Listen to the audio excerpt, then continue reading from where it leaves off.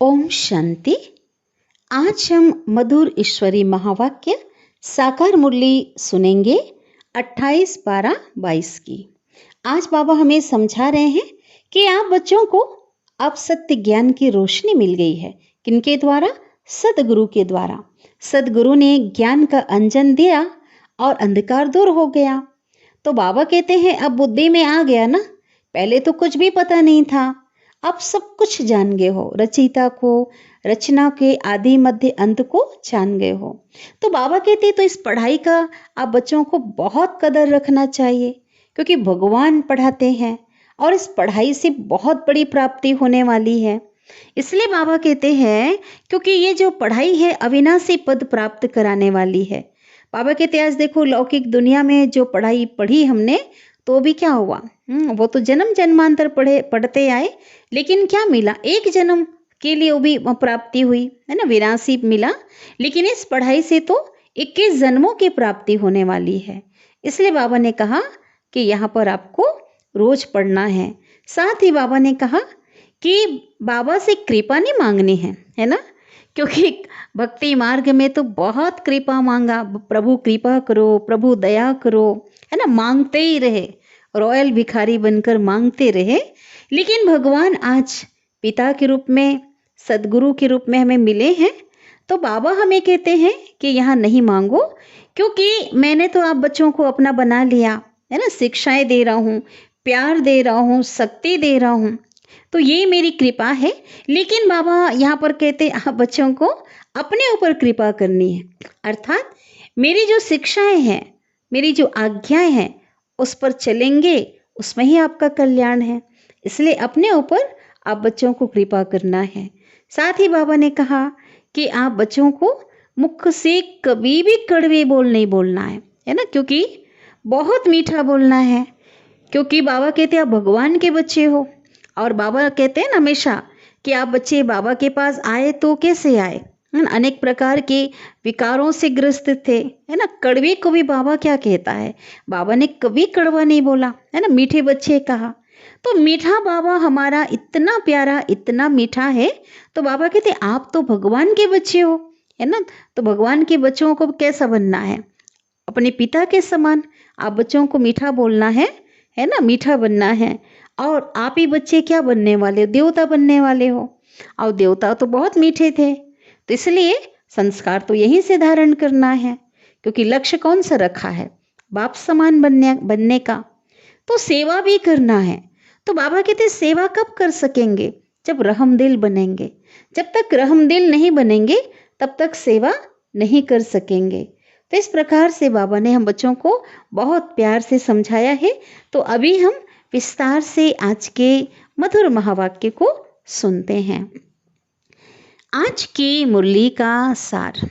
मीठे बाबा कहते हैं, मीठे बच्चे बेहद के बाप से तुम बहुत ऊंची पढ़ाई पढ़ रहे हो, है ना। ऐसी पढ़ाई सारे कल्प में कोई ने नहीं पढ़ी है।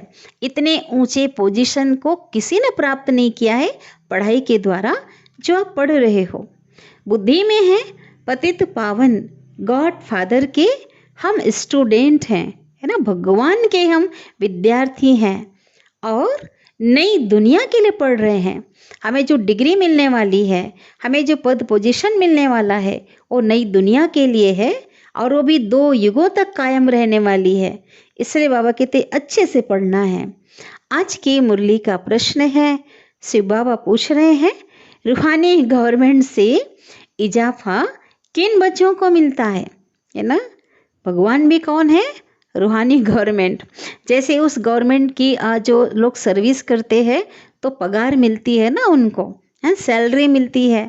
तो ये रूहानी गवर्नमेंट भी बच्चों को ऐसी जो है सेवा क्या नहीं कराते, उस सेवा का क्या देते? इजाफा देते हैं। तो उत्तर है जो बच्चों को, जो बहुतों को आप समान बनाने की मेहनत करते हैं, है ना, सर्विस का सबूत निकालते हैं, उन्हें रूहानी गवर्नमेंट बहुत बड़ा इजाफा देती है, और वह भविष्य 21 जन्मों के लिए उच्च पद के अधिकारी बन जाते हैं। ओम शांति। बाप कहते हैं बच्चों को कि मेरे द्वारा तुम मीठे मीठे बच्चे पढ़ाई पढ़ रहे हो, और यह पढ़ाई है ही नई दुनिया के लिए। और कोई भी ऐसा कह ना सके कि हम नई दुनिया के लिए पढ़ रहे हैं, है ना। दुनिया में ऐसी पढ़ाई होती ही नहीं है। जो पढ़ाई पढ़ेंगे इसी जन्म के लिए पढ़ेंगे, जब तक वो जीवित हैं तब तक के लिए, है ना। और बाबा कहते हैं जितना अच्छी रीति पढ़ेंगे उतनी प्रारब्ध 21 जन्मों के लिए तुम्हारी जमा हो जाएगी। बेहद के बाप से बेहद की पढ़ाई पढ़ रहे हैं। यह बेहद की बहुत ऊंची पढ़ाई है।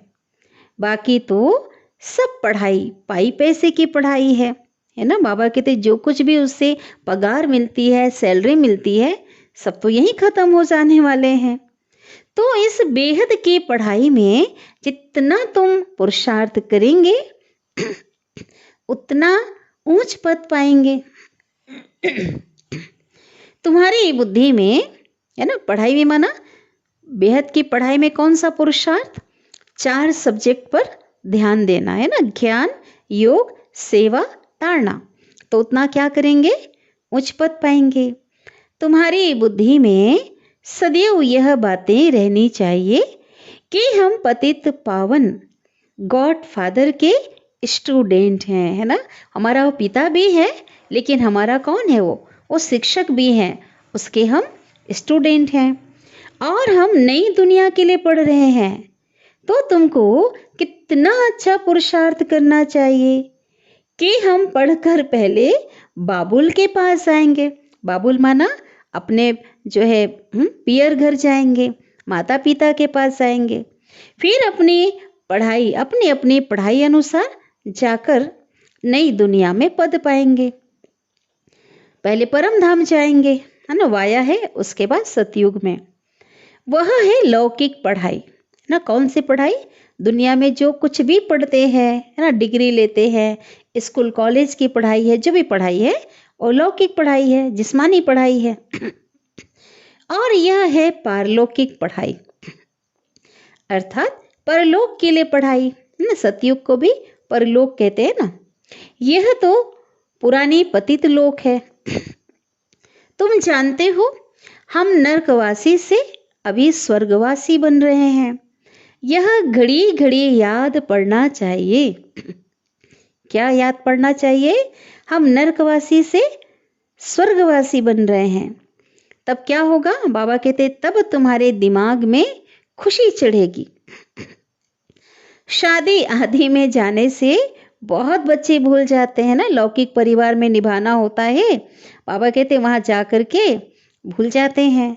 बाबा कहते पढ़ाई कभी भूलना नहीं चाहिए, है ना। माना प्रतिदिन भगवान की पढ़ाई, बाबा कहते ना मुरली मिस नहीं होनी चाहिए।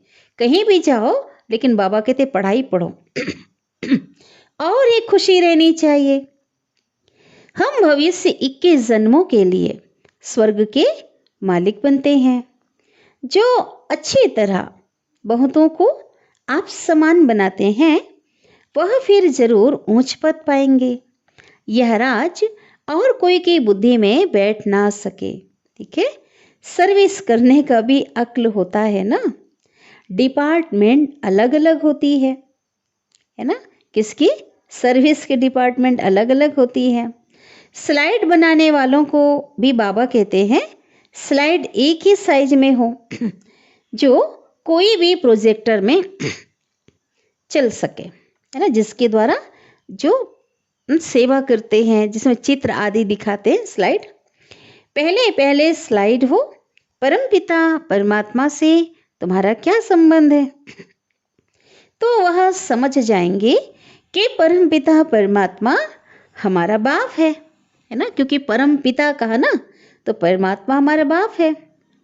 उनसे वर्षा क्या मिलता है ना। भाई पिता है तो वर्षा तो मिलेगा ना। फिर उनको दिखाना है त्रिमूर्ति ब्रह्मा द्वारा, माना स्लाइड दिखाना है प्रोजेक्टर के द्वारा कि त्रिमूर्ति ब्रह्मा द्वारा हमको यह सूर्यवंशी पद मिलता है। तुम भी पुरुषार्थ कर रहे हो नई दुनिया के लिए। अभी तुम हो संगम पर, पावन दुनिया बनाते हो। तुम्हारी बुद्धि में अब स्मृति आ गई है। बरोबर हम 5000 वर्ष पहले देवी देवता थे, फिर राज्य गंवाया, बाकी यह राज्य आदि लेते हैं। ये सब बाबा कहते हैं, है ना, ये राजा आदि जो लेते हैं ना, वो हद की बातें हैं। तुम्हारी है बेहद की लड़ाई। श्रीमत पर तुम 5 विकार रूपी रावण के साथ लड़ते हो, है ना। गुप्त लड़ाई है, अंदर ही अंदर ज्ञान योग के द्वारा हम काम क्रोध मोह लोभ अहंकार पर क्या कर रहे हैं, विजय प्राप्त कर रहे हैं, युद्ध कर रहे हैं, है ना। हर कोई अपने स्तर पे, हर आत्मा क्या कर रही है, रावण के साथ युद्ध कर रही है। तुम जानते हो ड्रामा में हार और जीत का पाठ है। हर 5000 वर्ष के बाद यह ड्रामा का जो चक्र है वो फिरता है। एक चक्र क्या होता, पूरा हो जाता है। तो अब तुम बच्चों को श्रीमत पर चलना पड़े, जिसको जो डायरेक्शन मिले। बाबा कहते हर बच्चे को अलग अलग जो डायरेक्शन बाबा देते हैं, उस डायरेक्शन को अमल में लाना पड़े। बच्चे कहते हैं हम समझते हैं, माना बाबा जो हमें पढ़ाते हैं, बाबा जो ज्ञान हमें देते हैं, तो कई बच्चे कहते हैं कि हम समझते तो हैं परंतु किसको समझा नहीं सकते। ठीक है, ऐसे कहते हैं। तो बाबा क्या कहते हैं, यह तो ऐसे हुआ जैसे समझा ही नहीं है, है ना।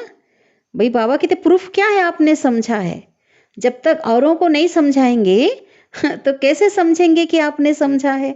तो बाबा ने तो बोल दिया जैसे कि आपने समझा ही नहीं है। जितना खुद समझा हुआ है उतना ही पद पाएंगे। फिर तो माइनस हो जाएगा, क्योंकि यहाँ पर तो जो पद जो है ना ऊंचाई में जाने का, वो औरों को समझाने के ऊपर भी मार्क्स है। बुद्धि में स्वदर्शन चक्र फिरता ही रहे, है ना।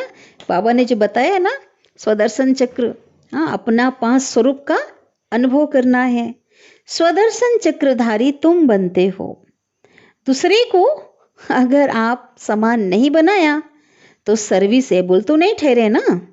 इसलिए पूरा पुरुषार्थ करना चाहिए, औरों को भी सिखाना है। ब्राह्मणियों को, मना निमित्त जो बहनें हैं, उनके लिए बाबा कहते हैं जो सेंटर के निमित्त हैं, ब्राह्मणियों को हर एक के ऊपर मेहनत करनी है। टीचर्स बहुत मेहनत करती है तब तो इजाफा मिलता है। यहाँ लौकिक दुनिया की टीचर्स की बात हो रही है। वे अपने स्टूडेंट को पढ़ाते हैं, उनके ऊपर मेहनत करते हैं, तो जो गवर्नमेंट है उनके द्वारा उनको सैलरी मिलती है ना। तो बाबा कहते हैं ये तो ईश्वरीय गवर्नमेंट है ना, तुमको तो बहुत बड़ी गवर्नमेंट से इजाफा मिलता है। बाबा कहते इतना मिलेगा जो वो गवर्नमेंट नहीं दे सकती। सर्विस का सबूत निकालना है ना, गफलत नहीं करनी चाहिए। यहाँ बाबा कहते यहाँ एक क्लास में हर प्रकार की पढ़ाई होती है ना। वहाँ तो देखो हर सब्जेक्ट का टीचर अलग होगा, हर पढ़ाई अलग होती है ना। बाबा कहते यहाँ तो आज देखो किसी ने साइंस लिया है, किसी ने आर्ट लिया है ना, जो भी तो कॉमर्स लिया, अलग अलग पढ़ाई है ना।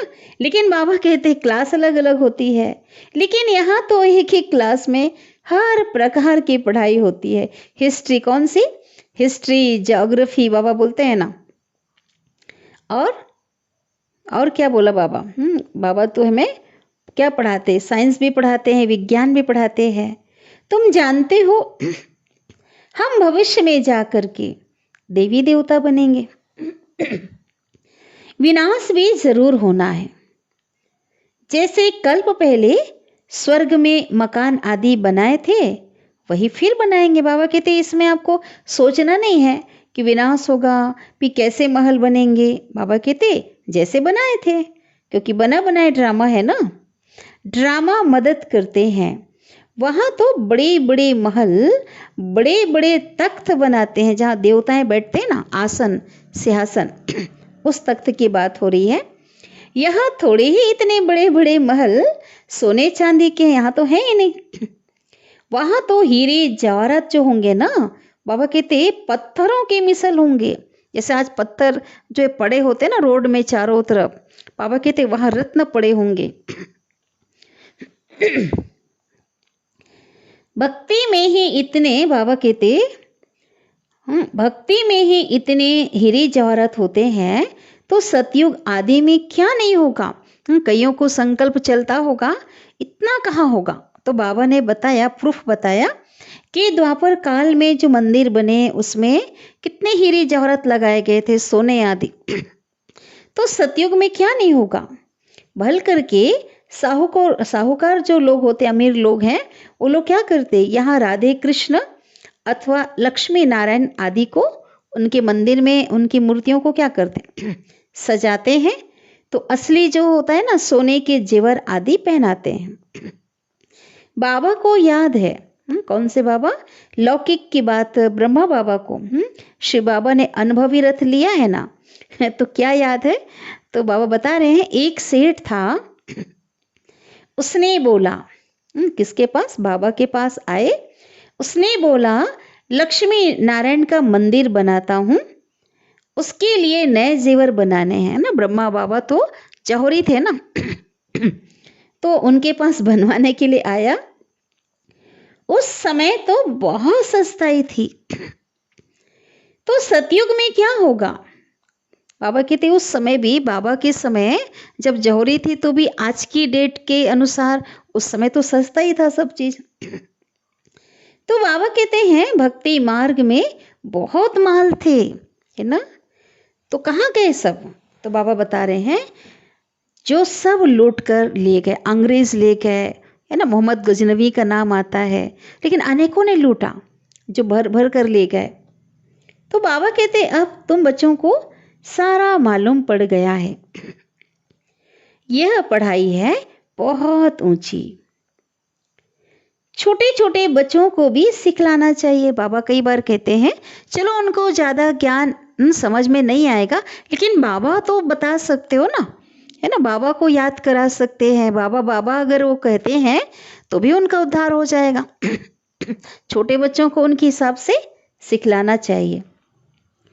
राज विद्या के साथ यह भी विद्या देते रहो। शिव बाबा की याद दिलाते रहो, चित्रों पर समझाओ, बच्चों का भी कल्याण करो। शिव बाबा स्वर्ग का रचयिता है। कैसे समझाना है कि शिव बाबा स्वर्ग का रचयिता है, तुम भी शिव बाबा को याद करोगे तो स्वर्ग के मालिक बनोगे। तो छोटे बच्चों को उस अनुसार से सरल शब्दों में समझाओ, है ना। प्राप्तियों का अगर बताएंगे तो बच्चे बाबा को याद करेंगे। अविनाशी ज्ञान का विनाश तो होता नहीं है, है ना। बाबा ने बताया ज्ञानदाता बाबा अविनाशी, और बाबा के द्वारा दिया जाने वाला गीता ज्ञान अविनाशी, है ना। जिसने थोड़ा भी सुना ना, बाबा कहते थोड़ा भी सुनाने से जिसको सुनाया ना वो राजधानी में आ जाएंगे। ये बाबा ने बताया। सतयुग में लक्ष्मी नारायण का राज्य था। फिर वह कहाँ गया, ऐसे लोगों को बताओ, हम तुमको समझाते हैं। गोया तुमको उस स्वर्ग के मालिक बना देंगे, है ना। कितनी अच्छी पॉइंट बाबा कह रहे हैं। ऐसे लोगों को समझाओ कि लक्ष्मी नारायण का राज्य सतयुग में था, वो कहाँ गया, हम तुमको समझाते हैं, मतलब तुमको भी उस स्वर्ग का मालिक बना देंगे। तो बाबा कहते हैं उनको सिखाएंगे ना योग लगाना, है ना। तो बाबा कहते सिखाने से वो सीख जाएंगे। मेहनत करनी है ना, फालतू बातों में टाइम वेस्ट, समय बर्बाद नहीं करना है। गफलत करने से बहुत पछताएंगे। बाबा कहते संगम युग की घड़ियां तेजी से बीत रही है ना। गया हुआ समय वापस नहीं आएगा।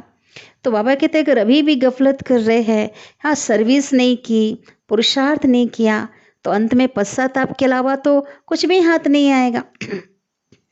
बाप धन कमाकर बच्चों को देकर जाते हैं। अभी तो सबका विनाश होना है ना। लौकिक दुनिया में लौकिक पिता जो है बच्चों को कमा कर देकर जाते हैं। तो बाबा कहते भी कुछ नहीं रहने वाला है, विनाशी जो धन है सब खत्म होना है। अभी भी कितने लड़ाई झगड़े मौत आदि होते रहते हैं ना। दुनिया की ओर अगर नजर उठाकर देखो, आए दिन कुछ न कुछ हो रहा, अभी भी चल रहा है। अभी यूक्रेन का जो चला, कितना अमेरिका का कितना बड़ा युद्ध, अभी तक कुछ ना कुछ है। कहाँ ना कहाँ कुछ ना कुछ हो रहा है, घर घर में झगड़े हैं, कितनी मौत हो रही है, कहीं भूकंप आ रहा है ना, कहीं तूफान आ रहे हैं, कहीं एक्सीडेंट दुर्घटना हो रहा है, ये तो होता रहता है। बाबा कहते ये कुछ भी नहीं है, माना फाइनल जो विनाश होगा उसकी तुलना में कुछ भी नहीं है, ये तो ट्रिलर है। बाबा कहते अभी तो करोड़ों की अंदाज में विनाश होगा, देखो बहुत भयानक होगा। अंतिम जो सीन होगी ना, बहुत दर्दनाक सीन होगी। सब जल मरकर खत्म हो जाने हैं। ये दुनिया को क्या बनना है? पहले बाबा कहते कब्रिस्तान बनना है, जहां तहां मुर्दे ही मुर्दे, है ना, मृत शरीर बिखरा हुआ होगा, क्योंकि आत्मा तो घर जा चुकी होगी, घर जाएगी ना। तो बाबा कहते पहले कब्रिस्तान बनना है, उसके बाद फिर परिस्तान बनेगा, है ना, स्वर्ग बनेगा। कब्रिस्तान तो बड़ा है, लेकिन परिस्तान स्वर्ग तो छोटा होगा, दिल्ली पे होगा बोलते हैं ना बाबा, और कब्रिस्तान तो पूरी दुनिया में होगी ना। अभी तो मुसलमान भी कहते हैं सब कब्र दाखिल हैं। खुदा आकर के सबको जगाते हैं और वापस ले जाते हैं, है ना। तो वो लोग कौन सी कब्र की बात करते हैं? वो लोग जो दफन करते हैं ना कब्र पेटी में, है ना, वो लोग जलाते नहीं हैं, ऐसा संस्कार नहीं करते हैं। कहते हैं ना कयामत के समय खुदा आएगा और कब्र दाखिल जो कब्र के अंदर सोए हैं ना, उनको आकर जगाएगा और वापस ले जाएगा। लेकिन इसका अर्थ वो लोग नहीं समझ रहे हैं। बाबा ने क्या बताया, अव्यक्त बाप दादा ने, कि कब्र दाखिल कौन सा कब्र है? ये शरीर ही वो पेटी है, कब्र है, जिसमें आत्मा क्या है? आज मृत पड़ी है, अज्ञान नींद में सोया व्यक्ति मृत के समान है। तो सभी आत्माएं कब्र के अंदर इस देह रूपी पेटी में बंद है, अपने को देहभान में है, कब्र दाखिल है। तो खुदा अर्थात शिव बाबा आकर के हमें सत्य ज्ञान देकर जगाते हैं, अर्थात हमें आत्मिक ज्ञान देते हैं। और आत्माओं को ही क्या करते हैं? इस कब्र से निकाल कर, है ना, शरीर तो ही छूट जाएगा, इस कब्र से निकाल कर वापिस ले जाते हैं। कितना एक रहस्य है इसके अंदर, उन लोगों ने सीधा सीधा लिया, है ना, वो भी सच कहते हैं, लेकिन उनको तो ये रहस्य का पता ही नहीं है। इस समय सब आत्माएं कोई ना कोई रूप में हैं। कब्र में शरीर पड़ा है। कब्र में आत्मा थोड़ी है। बाबा ये बता रहे हैं भाई, जिन लोग भी जिनको दफन किया गया, वो कब्र में जो शरीर भी सड़ चुका, ढांचा बन गया, है ना। लेकिन जो आत्मा जो उसके अंदर थी, अभी तो पार्ट बजा रही है, कोई ना कोई रूप में है। आत्मा तो जाकर दूसरा शरीर लेती है ना। तो बाबा कहते इस समय माया ने सबको कब्र दाखिल कर रखा है, माना देह भान में सभी कब्र के अंदर क्या है? बंद हैं सभी, सब मरे पड़े हैं। माना मृत व्यक्ति, माना जो सोया हुआ व्यक्ति मृत के समान है ना, अज्ञान नींद में सोए हैं, अर्थात खुद की पहचान नहीं है, पिता की, घर की, है ना, कोई पहचान नहीं है। बाबा कहते खत्म होने वाले हैं ना, सब मरे पड़े हैं, खत्म होने वाले हैं, इसलिए किसी से दिल नहीं लगाने। मुर्दे से कोई दिल थोड़ी लगाता है, इसलिए बाबा कहते अभी से समझो सब मरे पड़े हैं। दिल लगानी है एक दिलाराम के साथ, एक भगवान के साथ। आखिरी में तुम्हारा सबसे ममत्व मिट जाएगा, है ना। ऐसा भी समय आएगा, एक बाप को ही याद करना है बस। तुम समझते हो तुम समझते हो हम यह पढ़ाई भविष्य 21 जन्मों के लिए पतित पावन बाप के द्वारा, शिव बाबा द्वारा पढ़ रहे हैं। परमपिता परमात्मा मनुष्य सृष्टि का क्या है? बीज रूप है ना। परमपिता परमात्मा मनुष्य सृष्टि का बीज रूप है और चैतन्य है। और हम आत्माएं भी कैसी? बाबा कहते हैं आप आत्मा भी चैतन्य हो। जब तक आत्मा शरीर में ना आए तो शरीर जड़ है। जैसे बाबा कहते हैं ना, आत्मा ही चैतन्य है। जैसे माँ जब गर्भ धारण करती है उस समय शरीर जो है, आत्मा जब तक प्रवेश नहीं की होती है तब तक माँ को कुछ अनुभव नहीं होता। लेकिन जैसे ही चेतन आत्मा उसमें प्रवेश करती है तो उसको हलचल अनुभव होता है कि अंदर कोई घूम रहा है, हलचल में, ऐसा बताते हैं। तो अभी आत्मा को ज्ञान मिला है। हर एक आत्मा में अपना अपना पार्ट बंधा हुआ है। हर एक की एक्ट अपने अपने हैं और हर कोई अपने अनुसार से, हाँ, सब बेस्ट पार्ट बजा रहे हैं। भाई जो उनकी नोंद है आप उनको बदल नहीं सकते। वंडरफुल ड्रामा है ना, इसको कुदरत कहा जाता है। इतनी छोटी सी आत्मा में देखो कितना पार्ट नोंधा हुआ है। यह रूहानी बातें जो सुप्रीम रूह बैठकर तुमको समझाते हैं, सैर कराते हैं। कहाँ की सैर कराते? बाबा हमें मन बुद्धि से कभी परमधाम की सैर कराते हैं, सूक्ष्म वतन की सैर कराते हैं, कभी सतयुग में ले जाते हैं ना, कैसा होगा सतयुग, बाबा वहां पहुंचा देते हैं। तो बाबा रोज हमें सैर कराते हैं जहां तक कोई भी नहीं जा सकता है ना। तो मन बुद्धि रूपी रॉकेट से हम क्या करते? सैर करते हैं। यह भी ड्रामा बना हुआ है। जो ड्रामा में नोंद है उसका साक्षात्कार कराते रहते हैं। बल खेल पहले से ही अनादि बना हुआ है, परंतु मनुष्य तो ये नहीं जानते ना कि अनादि है। अनादि माना किसी के पार्ट में कोई चेंज नहीं हो सकता है ना। ये जिसका आदि है ना, अंत है, उसको कहते हैं अनादि। तुम तो सब कुछ जानते हो। जो कुछ होता है 1 सेकंड के बाद वो पास्ट हो जाएगा, है ना। हर सेकंड बीत रहा है वो रील में लिपटता जा रहा है। 5000 वर्ष के बाद आएगा ना वो, बीता हुआ समय तो आएगा ही नहीं। तो जो पास्ट हो जाता है, तुम समझते हो जब कोई घटना घट जाती है तो बाबा कहते तब क्या समझते हो, यह ड्रामा में था। आगे से ये नहीं बोलते हो, है ना। ड्रामा जो है पीछे लगाया जाता है, ब्रेक। बाबा ने समझाया है कि सतयुग से लेकर के क्या क्या पार्ट हुआ है। बाबा कहते क्या क्या पार्ट हुआ है, यह बातें दुनिया नहीं जानती है। तो शिव बाबा कहते हैं मेरी बुद्धि में जो नॉलेज है, जो ज्ञान है, वह मैं तुमको दे रहा हूं। तुमको भी आप समान बनाता हूं, माना मास्टर नॉलेजफुल। बाबा के अंदर जो ज्ञान है वो ज्ञान का सागर हमको भी मास्टर बनाते हैं। यह तो जानते हो सारी दुनिया इस समय भ्रष्टाचारी है। अब पहले पहले पावन बनना और बनाना है। किसको?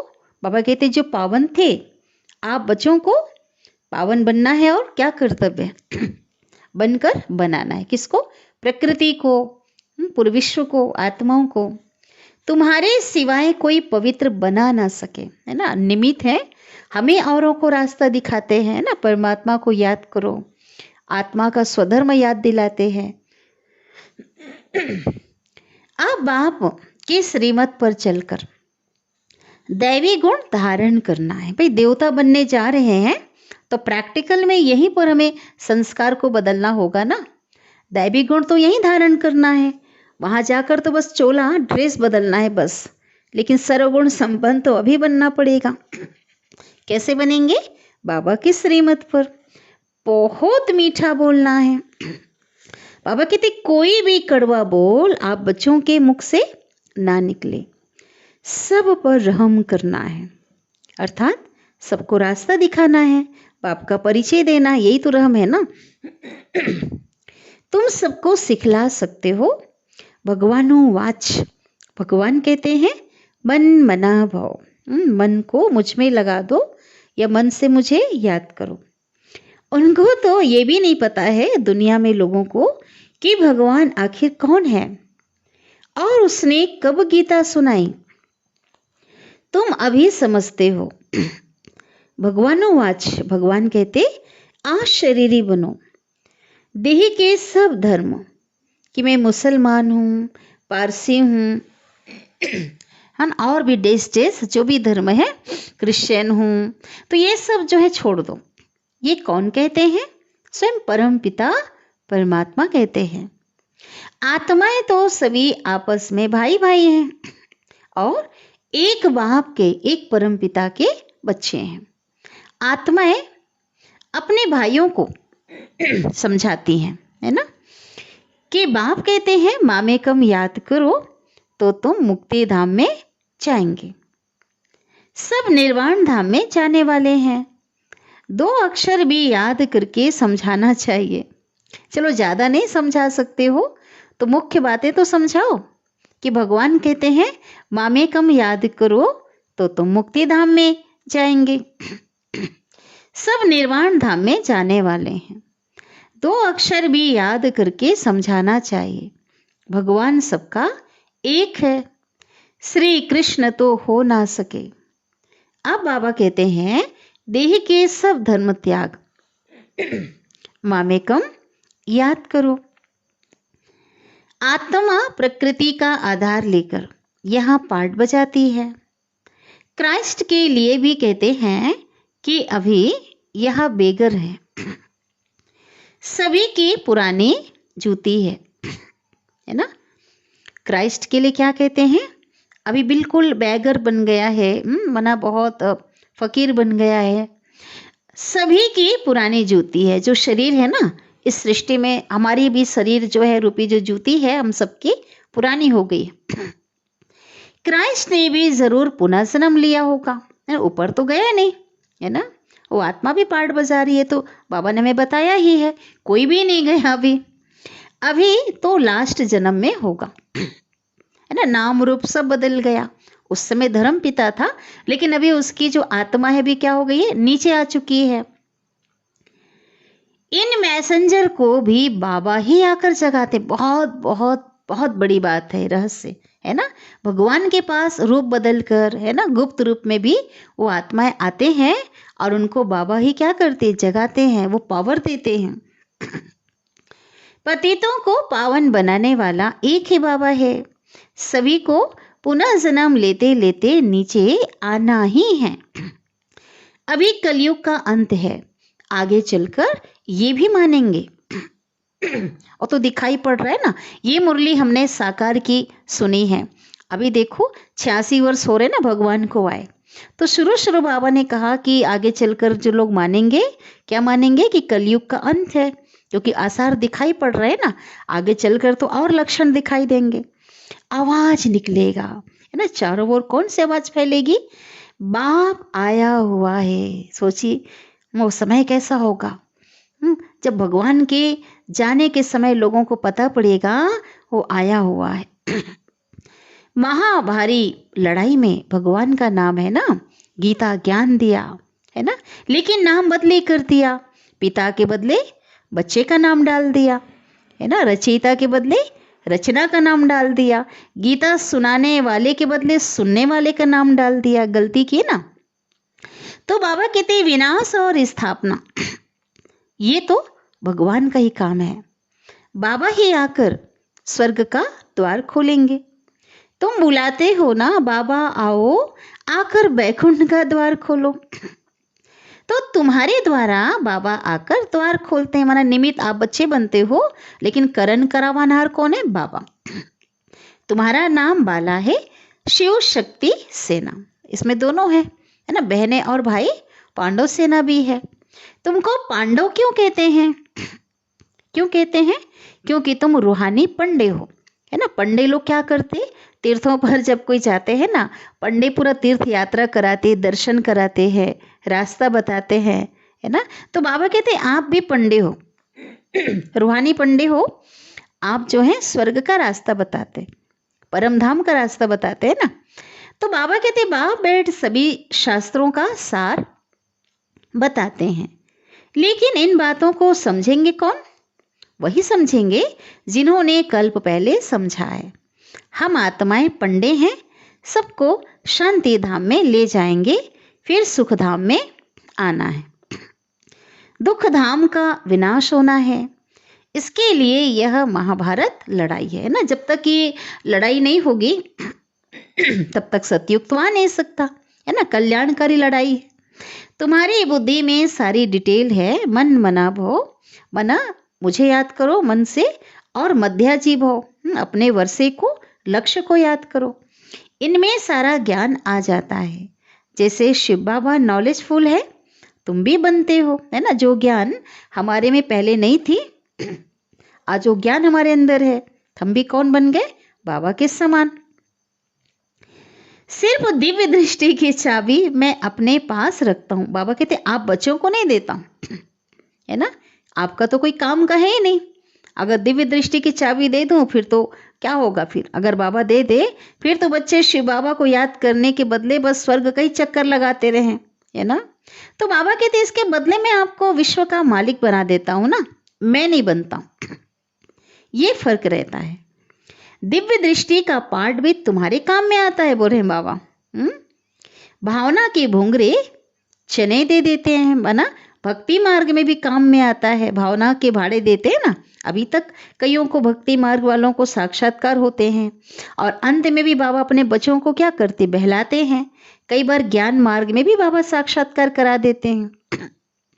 तो बाबा ने समझाया है जगत अम्बा का कितना बड़ा मेला लगता है, जितना बाबा कहते लक्ष्मी का इतना बड़ा मेला नहीं लगता है।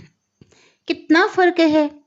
लक्ष्मी के चित्र को तिजोरी में रखते हैं, बाबा भी रखते थे पहले जब दादा लेखराज थे तब। क्यों रखते हैं, कि धन मिलेगा, है ना, वृद्धि होगी। भक्ति मार्ग में मिलते हैं भुंगरे चने, मुट्ठी भर चने। ज्ञान मार्ग में मिलते हैं हीरे। सोचिए इतना अंतर है ना, अभी की प्राप्ति में और उस प्राप्ति में जो तुलना है ना, चने और हीरे की तुलना है। लक्ष्मी से सिर्फ धन मांगते हैं, क्योंकि ऐश्वर्य और धन की देवी है ना, इतने अपार संपदा की मालकिन है, विश्व की महारानी है, इसलिए धन मांगते हैं। उनको ऐसे कभी नहीं कहेंगे कि बच्चा दे दो, तंदुरुस्ती दे दो। ये सब आशाएं जगत अम्बा के पास लेकर जाते हैं, है ना। अब कहते हैं अब आप जान गए हो, क्योंकि संगम युग की यादगार है जगत अम्बा। तो शिव बाबा से शक्तियां लेकर हर आशाएं क्या करती है ना, निमित्त बनती हैं, पूरा करती हैं। अभी तुम समझते हो हम पूज्य थे, अब पुजारी बने हैं, फिर पूज्य बनते हैं। ज्ञान से रोशनी मिल गई है बच्चों को, तुम कितने निराले बन गए हो, है ना। ज्ञान अंजन सदगुरु दिया, अज्ञान अंधेर विनाश, है ना। जो अंधेरा था हमारे अंदर वो दूर हो गया है। बाबा कहते तुम ड्रामा के आदि मध्य अंत को जान गए हो, बुद्धि में आ गया है, तो तुमको इस पढ़ाई का कितना कदर रहना चाहिए। बाबा कहते चलो अब समझ गए हो तो कदर रहना चाहिए ना, क्योंकि उस पढ़ाई से तुम जन्मांतर पढ़ते आए हो। लौकिक पढ़ाई मिलता क्या है, भुंगरे चने, है ना। जबकि यह पढ़ाई एक जन्म आप पढ़ते हो, तुमको हीरे जवाहरात मिलते हैं, इतना ऊंचा पोजीशन मिलता है। तो बाबा कहते हैं आप बच्चों को पुरुषार्थ करना है। पुरुषार्थ करना तो आपका काम है। नहीं पढ़ते हो, इसमें टीचर क्या करेंगे, है ना। टीचर जो परमात्मा है 100% दे रहे हैं, है ना। ऐसा टीचर तो सारे कल्प में नहीं होगा, है ना। जो 365 दिन पढ़ाता हो और उसमें क्या कर रहा है, आगे से पेपर आउट कर दे रहा हो, जो क्या क्या आने वाला है आंसर भी बता रहा हो, है ना, पेपर भी बता रहा हो, तो ऐसा टीचर मिलेगा क्या। तो बाबा कहते हैं तो लेकिन पढ़ना तो आपको काम है ना। यह कृपा की कोई बात नहीं। बाबा कहते हैं मैं इसमें कृपा नहीं करूँगा। पुरुषार्थ तो अगर मैं कृपा करूँगा, कई बार बाबा ने बताया अगर मैं कृपा करूँ ना तो मैं तो भेदभाव नहीं कर सकता ना, एक पर तो कृपा नहीं करूँगा, सभी पे कृपा कर दूंगा। फिर वहाँ पे क्या करेंगे सतयुग में, है ना। इसलिए बाबा कहते हैं क्योंकि सभी जो है सबको ऊंचा बना दो, फिर कौन किस पर राज्य करे, ये बाबा ने कई बार बताया है। इसलिए यहाँ मैं कृपा नहीं कर सकता, कहते बाबा, आप बच्चों को करना है। संगम पर देवताओं की सारी राजधानी स्थापन हो रही है। योग बल से तुम अपने विकर्मों का विनाश करते हो, ठीक है। और ज्ञान बल अर्थात नॉलेज से तुम कितना ऊंच बनते हो, माना दोनों बहुत बड़ी शक्ति है। ज्ञान और योग दोनों बल है, शक्ति है। ज्ञान का सागर और ज्ञान नदियों द्वारा स्नान करने से सद्गति होती है। बच्चों को समझाने की युक्तियां मिलती रहती है। ट्रामा प्लेन अनुसार जो कल पहले समझाया है बाबा ने वही समझाते रहते हैं।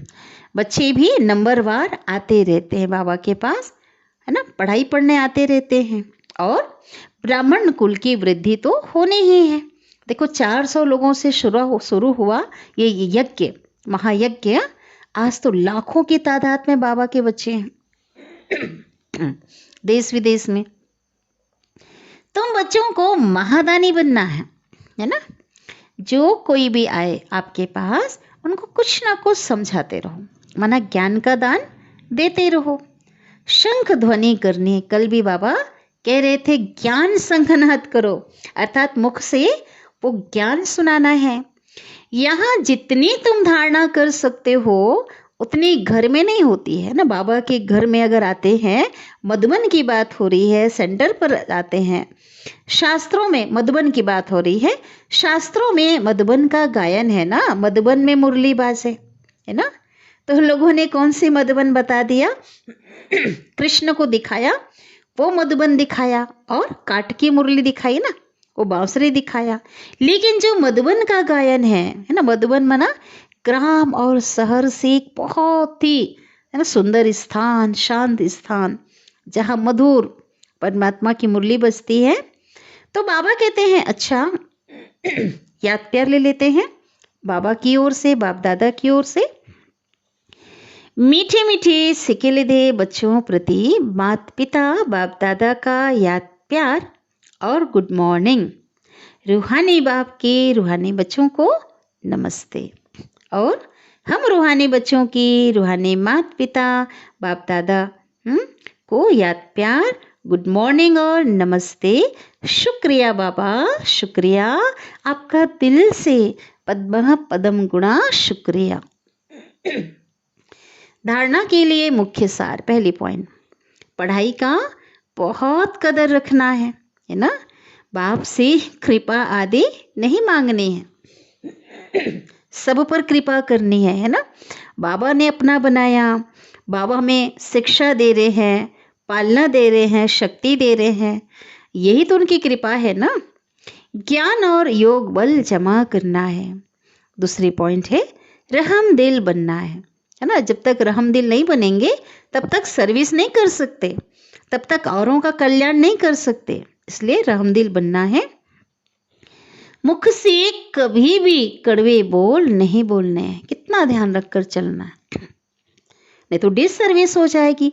कौन कहेंगे फिर भगवान पढ़ा रहे हैं, ये भगवान के बच्चे हैं। इसलिए बाबा कहते हैं आप बच्चों को तो सदा मीठा बोलना है, जैसे आपका पिता बोलता है ना। हमारे बाबा कितना मीठा बोलता है बाबा, मीठे मीठे से शुरुआत करते हैं, मीठे मीठे में ख़त्म करते हैं। हम भी तो उनके बच्चे हैं ना, तो बाबा हमसे इतना मीठा बोलता है। बाबा कहते हैं ना मुरली में, आप बच्चों ने कितनी मेरी ग्लानि की है, अपकार किया, मैं उपकार करता हूँ, प्यार करता हूँ।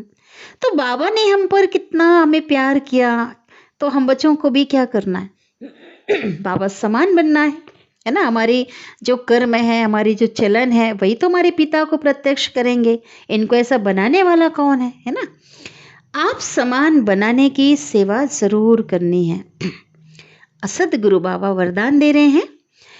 आज का वरदान है विकारों रूपी सांपों को गले की माला बना देने वाले सच्चे तपस्वी भाव, है ना। जो शंकर की यादगार दिखाते हैं वो संगम युग के यादगार बाबा कहते है ना। शंकर जो दिखाते हैं ना तपस्या करते हुए, तो हम बच्चों की यादगार है।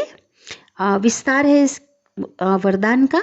ये 5 विकार, काम क्रोध मोह लोभ अहंकार, लोगों के लिए जहरीले सांप है ना। एक दूसरे को विकार रूपी सांप क्या कर रहे हैं, डस रहे हैं। लेकिन आप योगी तपस्वी आत्माओं के लिए ये सांप गले की माला बन जाते हैं। अर्थात तपस्या के द्वारा वो अधीन बन जाते हैं, हमको नुकसान नहीं पहुंचाते हैं, हमारा कुछ बिगाड़ नहीं पाते हैं। इसलिए बाबा कहते आप बच्चों के और ब्रह्मा बाप के पहले नंबर में तपस्वी योगी कौन है? जो शंकर की जो यादगार है, पहले नंबर में ब्रह्मा बाबा और हम उनके बच्चे ब्राह्मण। तो ब्रह्मा बाप के अशरीरी और ब्राह्मणों के तपस्वी शंकर स्वरूप के यादगार में सांपों की माला गले में दिखाते हैं। देखो आपने देखा होगा सूक्ष्म वतन का जो शंकर है ना, उसके गले में कोई सांप वगैरह नहीं दिखाते हैं, लेकिन ये जो यादगार इसी संगम युग की है, तपस्वी स्वरूप की यादगार इसी समय की है, तो उसके गले में सांपों की माला दिखाते हैं, है ना, गले में। लेकिन अब रियल में कोई ऐसा सांप नहीं है। बाबा कहते सांप माना विकार। सांप आपके लिए एक तो खुशी में नाचने की स्टेज बन जाते हैं। इसकी याद कौन से दिखाया? कृष्ण को, है ना। कृष्ण क्या कर रहा है? पहले विजय प्राप्त करता है और उसके बाद सांप के ऊपर क्या कर रहा है? डांस कर रहा है ना। यादगार है ना ये भी, तो संगम की यादगार है। तो खुशी में नाचने की स्टेज बन जाते हैं। तो यह क्या है? अधीनता की निशानी दिखाई है। वैसे नारायण को भी दिखाते हैं ना, सांप की सैया पर क्या हुआ है? सोया हुआ है, अर्थात अधीन किया हुआ है ना। इसी प्रकार कृष्ण को दिखाते डांस करते, वो भी अधीनता की माना विकारों को अधीन किया है, उसके निशानी है। शंकर के गले में जो माला है सांप की, वो भी विकारों को जीता है, विकारों को अधीन किया है, इसके यादगार है। तो स्थिति है, स्टेज है ना। तो जो 5 विकारों पर इतने विजयी हो तब कहेंगे सच्चे तपस्वी। अगर कोई कहे मैं तो बहुत सच्चा तपस्वी हूँ, बहुत तपस्वी हूँ, लेकिन विकारों के वशीभूत होता रहे, विकारों पर विजय प्राप्त ना हो, उसे नहीं कहेंगे। तो बाबा ने कहा सच्चे तपस्वी कब कहेंगे? जब आप बच्चों की विकारों पर विजय हो जाएगी। अब है स्लोगन, पुराने संसार व संस्कारों से मरना ही जीते जी मरना है ना। बाबा हमेशा हम बच्चों को कहते हैं, बच्चे ये आपका मरजीवा जन्म है ना। पुरानी दुनिया से उस शुद्रपने से मरकर बाबा की गोद में, भगवान की गोद में एक अलौकिक जन्म लिया है, दिव्य ब्राह्मण जन्म लिया है।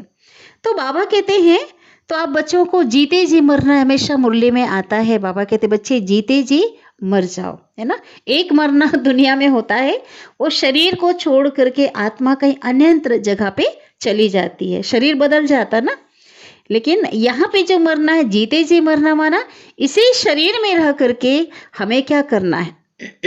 मरजीवा बनना है ना। मरना भी है और जीना है, अर्थात मरना माना देह अभिमान में मरना, पुराने संस्कार, पुरानी बातें, कुछ भी हमारे अंदर ना हो, है ना।